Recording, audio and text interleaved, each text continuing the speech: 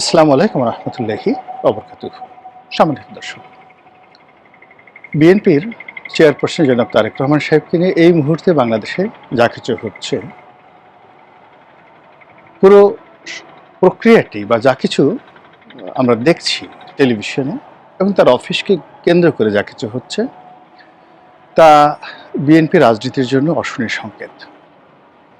জনাব তারেক রহমান সাহেবের জন্য আরও ভয়ানক বিপদ এবং বিপত্তির কারণ আমাদের গণতন্ত্রের জন্য এটি রীতিমতো একটি সুনামি বয়ে নিয়ে আসবে আগামী দিনগুলোতে। এবং সেটি কেন, কী কারণে, এই বিষয়গুলো নিয়ে আলোচনা করব। আপনারা লক্ষ্য করেছেন যে তারেক রহমান সাহেবের আগমন উপলক্ষে যে সংবর্ধনার আয়োজন করা হয়েছিল, এটি ছিল স্বাভাবিক, স্বতঃস্ফূর্ত এবং কাঙ্ক্ষিত। মানুষ আসবে, তাদের নেতাকে বরণ করে নেবেন, নেতা আবেগ আপ্লুত হবেন, মানে যা কিছু এক্সপেক্টেড ছিল প্রায় সব কিছুই ঘটেছে এবং এটা নিয়ে আমরা কেউ কোনো টুশব্দ করিনি। দ্বিতীয়ত হলো যে তার আগমনের পরে তার জন্মদাত্রী গর্ভধারিণী মায়ের মৃত্যু হয় এবং সেই মৃত্যু উপলক্ষকে বা সেই মৃত্যুকে কেন্দ্র করে যে শোক প্রকাশ, এটাও খুব স্বাভাবিক ছিল। আর সেখানে যে জানাজা হয়েছে, সে জানাজা যে উপস্থিতি, এটা হওয়া উচিত ছিল এই কারণে যে বেগম জিয়া তার জীবনের যে স্বর্ণালী সময়, তিনি রাজনীতির জন্য তিনি সেটি আত্মত্যাগ করেছেন এবং এই রাজনীতির জন্য তিনি তার পরিবার, সুখ, শান্তি সব কিছু হারিয়েছেন। তৃতীয়ত, তার যারা রাজনৈতিক প্রতিপক্ষ, তারা মূলত তার প্রতি জুলুম করেছে, এতে কোনো সন্দেহ নেই। অবিচার করেছে, অন্যায় করেছে, অপমান করেছে। তো সেই অবস্থায় যখন এই প্রবীণা রাজনীতিবিদের মৃত্যু হলো, সঙ্গত কারণে মানুষের যে শোকের সাগর, সেই সাগরে ঢেউ এবং সুনামি শুরু হবে, এটাই স্বাভাবিক। এবং কৃতজ্ঞ বাঙালি জাতি বেগম জিয়ার মৃত্যুর পরে জানাজায় যেভাবে অংশগ্রহণ করেছে, এটি বাংলাদেশে কেবল নজিরবিহীন নয়, আগামী দিনগুলোতেও সকল রাজনীতিবিদদের জন্য এই ধরনের একটি জানাজা একদিকে স্বপ্নের বিষয় থাকবে, অন্যদিকে তাদের জন্য একটি চ্যালেঞ্জ তৈরি করবে যে আমরা জীবন সামনে এসে যদি মারা যাই বাংলার জমিনে, আমাদের জন্য কি এই সম্মান বা জনগণের সহানুভূতি এরকম হবে কিনা। এই পর্যন্ত সবকিছুই স্বাভাবিক ছিল।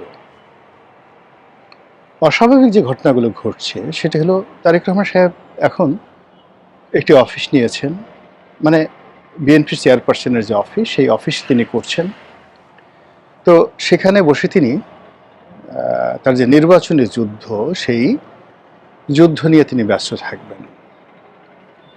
তিনি নির্বাচনী মাঠের সময় দিবেন, পরিকল্পনা করবেন এবং তিনি যেটি বলেছেন লন্ডনে থাকতে, যে এবারে নির্বাচনটি অন্যান্য বারের নির্বাচনের চাইতে মারাত্মক কঠিন হবে। তো সেটি তিনি আসার পরে হাড়ে হাড়ে টের পাবেন এবং সেই কঠিন নির্বাচনী যুদ্ধে জয়লাভের জন্যে তিনি দিনরাত পরিশ্রম করবেন। কিন্তু সেটি তিনি করতে পারছেন না। এটি কি তার ইচ্ছা, তার পারিষদ বর্গের ইচ্ছা, নাকি তাকে একটা ফাঁদে ফেলে দেওয়া হয়েছে? এই পুরো বিষয়টা নিয়ে আমি একটা বিশ্লেষণমূলক ভিডিও করব, যে সাবধান জনাব তারেক রহমান সাহেব, আপনাকে কেন্দ্র করে একটা ম্যাটিকুলার ডিজাইন হচ্ছে, বা আপনি এখনও ম্যাটিকুলার ডিজাইনের মধ্যে আছেন, ফাঁদের মধ্যে আছেন।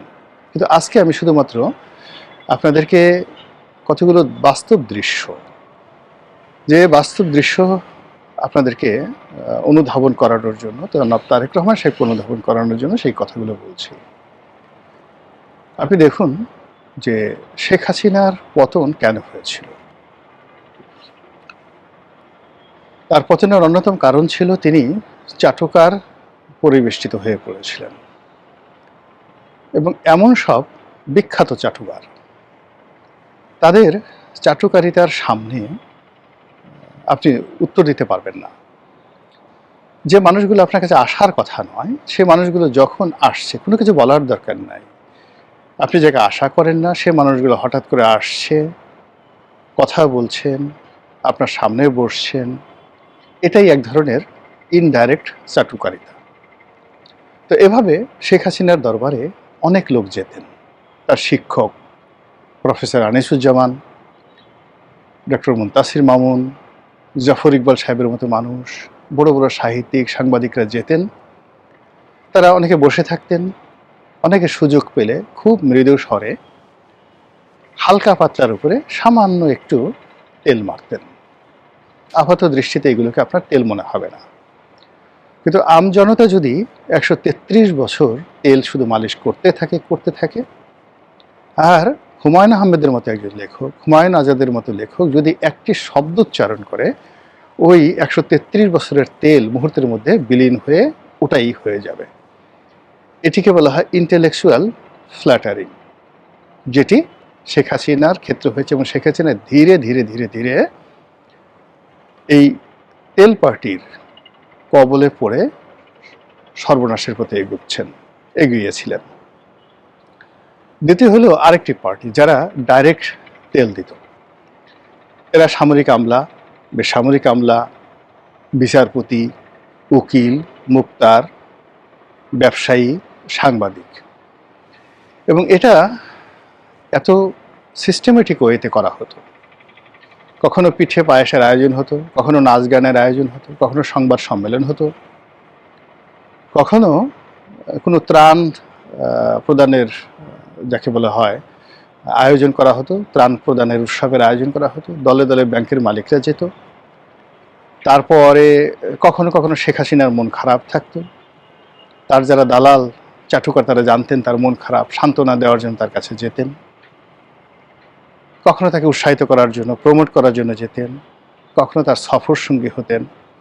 মানে ইত্যাদি কাজকর্ম করে 15টি বছর ধরে এই ভদ্র মহিলাটিকে তার স্বাভাবিক চিন্তা চেতনা করার যে ক্ষমতা, নিজেকে অনুধাবন করার, নিজেকে ওজন করার যে ক্ষমতা, এই ক্ষমতাগুলো শুষে নেওয়া হয়েছিল। ক্যান্সার যেভাবে শরীরের কোষগুলো ধ্বংস করে ফেলে, ঠিক সেইভাবে তার সঙ্গে এই আচরণগুলো করা হয়েছিল। এই গেল একটা বিষয়। দ্বিতীয় যে বিষয়টি, সেটি হলো তার মনে খুব সুকৌশলে প্রতিহিংসা জাগ্রত করে দেওয়া হয়েছিল, আর তাকে সুপ্রিয়ার বানিয়ে দেওয়া হয়েছিল যে আপনি সুপার লেডি, আপনি যা ভাবেন তা ইউনিক, আপনি যা বলেন তা তুলনাহীন, আপনি যা করেন তা পৃথিবীর কেউ করতে পারে না। আশেপাশের লোকগুলো এই ডাইমেনশনে ধীরে ধীরে ধীরে ধীরে তাকে এমন একটা জায়গাতে নিয়ে এসেছিল যে তার আশেপাশের আপনজন যারা তাকে খুব ভালোবাসতেন, তারা অনেক দুঃখ পেতেন, অনেকে চোখের পানি ফেলতেন, অনেকে তাকে ছেড়ে নিরাপদ দূরেতে থাকতেন, অনেকে দেশ ছেড়ে পর্যন্ত চলে গিয়েছিলেন। এবং প্রায় একই অবস্থা বঙ্গবন্ধু শেখ মুজিবুর রহমানের ক্ষেত্রে হয়েছিল। এবং বঙ্গবন্ধু শেখ মুজিবুর রহমানের ক্ষেত্রে যখন এই ঘটনা ঘটেছিল, তখন একেবারে শেষ মুহূর্তে ডক্টর কামাল হোসেন ইংল্যান্ডে চলে গিয়েছিলেন। তিনি কি একটা কথা বলে ছুটি নিয়ে চলে গিয়েছিলেন ইংল্যান্ডে। আর ক্লান্তি আমায় ক্ষমা করো প্রভু, এই কথা বলে সেই বিখ্যাত সাংবাদিক সাহিত্যিক আব্দুল গাফফার চৌধুরী তিনিও লন্ডনে চলে গিয়েছিলেন যে এই তেলবাজিদের মানে মাহফিলে আমি আর থাকব না। এখন জনাব তারেক রহমান সাহেব বাংলাদেশে আসছেন। আসার পর তার কাছে দেশের শীর্ষ ব্যবসায়ীরা যাচ্ছেন। আচ্ছা বলেন তো, এই সময় কেন শীর্ষ ব্যবসায়ীরা তার কাছে যাবেন? তাকে ধারণা দিচ্ছেন যে তিনি এখন দণ্ড এবং মুন্ডের অধিকর্তা, এবং তাকে ধারণা দেওয়া হচ্ছে যে তিনি ভবিষ্যৎ প্রধানমন্ত্রী।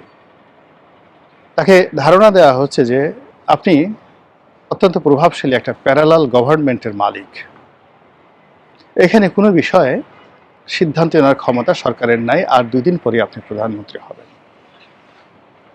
এবং যে সকল লোক আসছে ওরা দলে দলে, আমি এখানে উনারা না বলে ওরা বললাম, এদের মধ্যে সম্মান দেওয়ার মতো, মর্যাদা দেওয়ার মতো একজন সিঙ্গেল লোক নেই।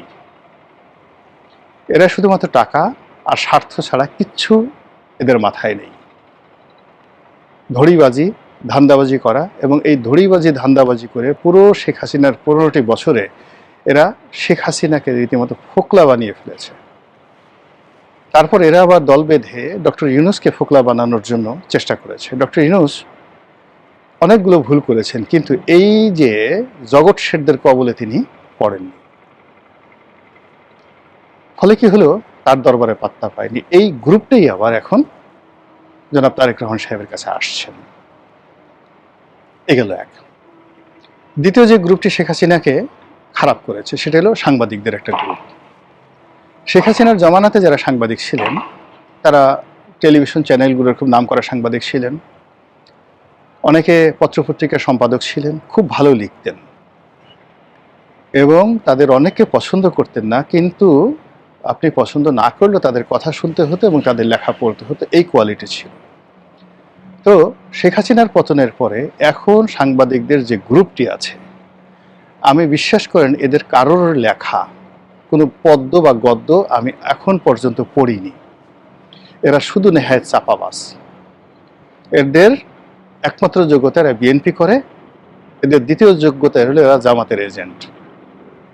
এই লোকগুলো এখন পাদপীঠে আছে সব জায়গাতে। এদের মধ্যে যে 2-4 জন একেবারে ভালো লোক নেই তাকে তো বলা যাচ্ছে না, কিন্তু এই ভালো লোকগুলো এই বদমাইশদের দ্বারা তারা মানে যাকে বলা হয় নেতৃত্বের, সেই বদমাইশদের নেতৃত্বে এই ভালো লোকগুলো অনেক কিছু সহ্য করতে, কথাবার্তা বন্ধ রাখতে এবং এদের কথা মতো চলতে বাধ্য হচ্ছে।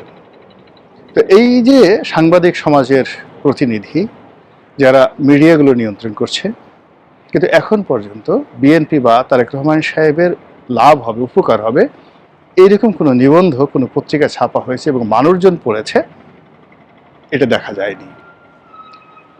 তারা আওয়ামী লীগ জমানাতে প্রেস ক্লাব, সাংবাদিক ইউনিয়ন নির্বাচন এবং রিপোর্টার্স ইউনিটিতে যতটুকু ছিল পেশাদারিত্ব, এটাকে একেবারে কুপিয়ে কুপিয়ে কুপিয়ে কুপিয়ে এটার পেশাদারিত্ব নষ্ট করে এখন এই জায়গাগুলোতে রীতিমতো দুর্গন্ধ ছড়াচ্ছে। মানুষের শরীরে যেভাবে পছন্দ ধরলে গ্যাংগ্রিন হয়ে যায়, তো এইরকম অনেক পেশাজীবী সংগঠন এই গত 6 মাসে বা গত 17 মাসে ধীরে ধীরে ধীরে ধীরে দুর্গন্ধময় হয়ে পড়েছে এবং তাদের কর্মকাণ্ডে দেশের মানুষ অতিষ্ঠ। এই লোকগুলো তারেক রহমান সাহেবের সাথে দেখা করার জন্য, তার চারিদিকে একটা বৃত্ত তৈরি করার জন্য যে লম্ফঝম্প করছে, এটা দ্বারা যদি তারেক রহমান সাহেব মোটামুটি আর দিন 15 বা মাসখানিক একটু কনভিন্স থাকেন, তাকে মাশাআল্লাহ আর কিচ্ছু করতে হবে না। নির্বাচন গোল্লায় যাবে, জয়লাভ করা গোল্লায় যাবে। আর ওই যে গুপ্ত শক্তিগুলো যে প্ল্যান করে তারেক রহমান সাহেবের আশেপাশে যে এজেন্টগুলো তারা পাঠিয়ে দিয়েছে, সেই এজেন্টরা তাকে কেল্লা ফতে করে দেবে। শেখ হাসিনার পতনের পেছনে কত যে গুপ্ত সংগঠন ছিল, কত যে জামাতের লোক ছিল। শেখ হাসিনার জমানাতে বেশিরভাগ ক্যাবিনেট সেক্রেটারি সবাই জামাতের লোকজন ছিলেন। তো এই যে একটা অবস্থা, সেই অবস্থার মধ্যে তারেক রহমান সাহেব আলটিমেটলি পড়ে গেছেন। হিন্দু, বৌদ্ধ, খ্রিস্টান ঐক্য পরিষদ থেকে যে সমস্ত লোকজন যাচ্ছে, এরাও সবাই শেখ হাসিনার লোক, এরা সবাই জামাতের লোক। এদের কারোর বিরুদ্ধে সততা, ন্যায়পরায়ণতার কোনো বা কমিউনিটি ফিলিংসের কোনো রেকর্ড নেই। তারেক রহমান সাহেবকে তারা ব্যস্ত রাখছে।